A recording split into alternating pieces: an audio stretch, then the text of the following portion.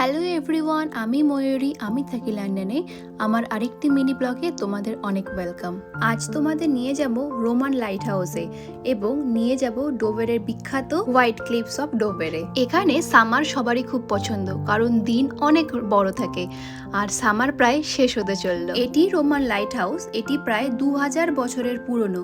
রোমানরা জাহাজকে নিরাপদে গাইড করার জন্য এটি তৈরি করেছিল। এখানে দাঁড়িয়ে মনে হয় শত শত বছর ধরে মানুষ আশা আর স্বপ্নের আলো দেখেছে এই লাইট হাউসের আলোতে। আমাদের জীবনও ঠিক এমনই, প্রতিটি চেষ্টা আমাদের পথ দেখায়। লাইট হাউসের পাশেই আছে সেন্ট মেরি চার্চ। 1000 বছর পুরনো পাথরের দেওয়াল আর ঘণ্টাধ্বনি। এখানে দাঁড়ালে মনে হয় সময় একদম থেমে গেছে। প্রতিটি প্রার্থনা, প্রতিটি গল্প ইতিহাসের পাতায় লেখা। ডোভেরের এই ক্যাসেলটি এত সুন্দর যে 6-7 ঘন্টাতেও শেষ করা যায় না। এখন আমরা বেরিয়ে পড়েছি ক্লিফসের দিকে। ক্লিফসের একদম উপরে উঠতে আমাদের সময় লেগে যাবে প্রায় 3 থেকে 4 ঘন্টা।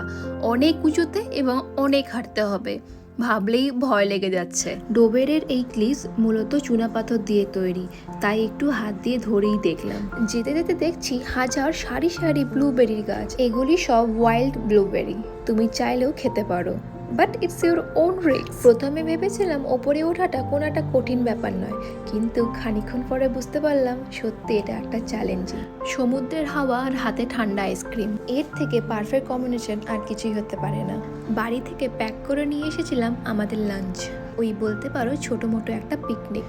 সামনে নীল সমুদ্র, চারপাশে সবুজ আর সাদা ক্লিফ। এমন জায়গায় বসে খাওয়ার আনন্দ আলাদাই। অবশেষে আমরা হোয়াইট ক্লিফসের চূড়ায় এসে গেছি। হাঁটতে হাঁটতে বড়ই ক্লান্ত লাগছিল, আর এখন মনে হচ্ছে এই কষ্টটা আসলে সুন্দর একটা যাত্রার অংশ। এখানে দাঁড়িয়ে পেছনে তাকালে দেখি আমরা যতটুকু পথ হেঁটেছি প্রতিটি ধাপ ছিল স্মরণীয়। কখনো ক্লান্তি, কখনো হাসি, কখনো খাওয়া দাওয়া, সব মিলিয়ে জীবনও তো এমনই, তাই না? চূড়ার দিকে যত এগোচ্ছি হাওয়া তত জোরে